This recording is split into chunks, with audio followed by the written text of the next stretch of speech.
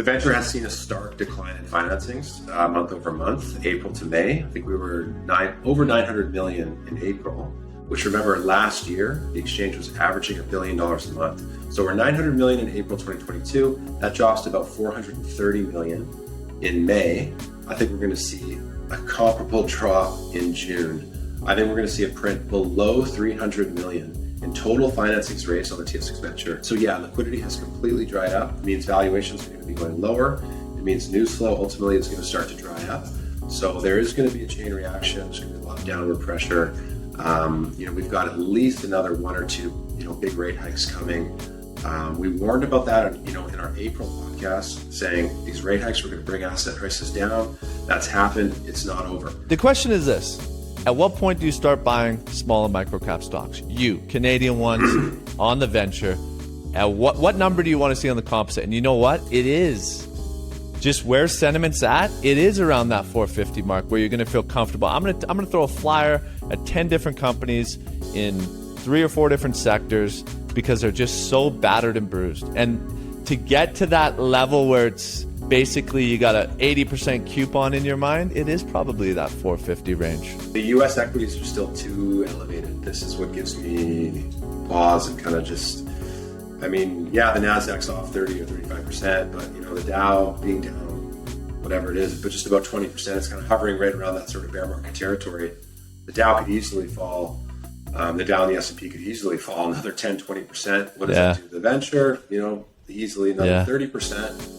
Okay, well, we're at 600. Does that take us to 400? Fair. Yeah, no, I think you're onto something there. But when we do rebound, there's 2 things I want to bring up.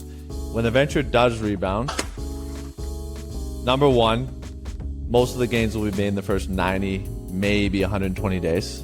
Probably 70, 80% of the gains.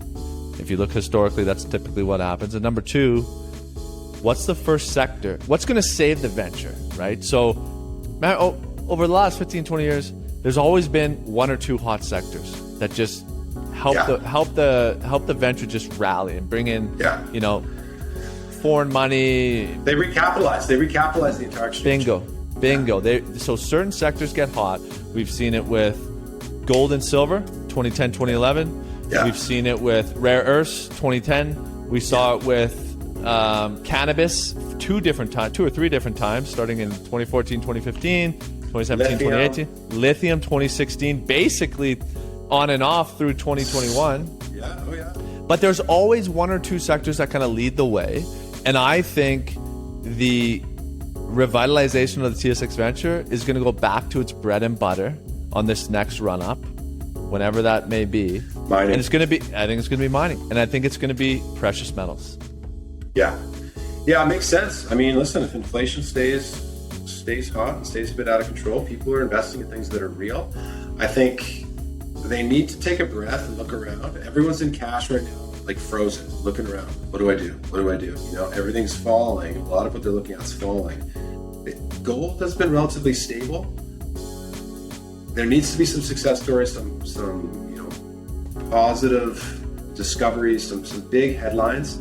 And then if gold finally starts moving, I think it comes back to the velocity. The low velocity of money tells me that people still believe the Federal Reserve can get inflation under control. Everyone still believes that. I believe it. There you go. So you believe it.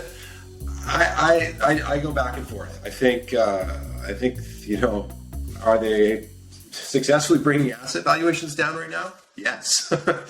But can they really? Yeah, it's going to be interesting, right? Like, how long can they keep interest rates elevated without crashing the economy, right? Because once unemployment starts to go up, are they going to just do it about face, slash rates, and now the inflation genie is back out of the bottle, rages even harder. So, or do they say, you're bang on. If unemployment starts to rise, then there's going to be a serious problem. The Fed's going to have to make maybe a mandate adjustment. And I think instead of the inflation rate being their mandate at 2%, I think it gets bumped up to maybe 3 or 3.5 to help with the employment issues that are probably going to arise. But again, don't forget what I said about monetary tools. I think it's a creative bunch at the Federal Reserve. All this talk about the digital dollar. I think a new monetary tool is going to come out of this crisis or this recession, and it could change the game.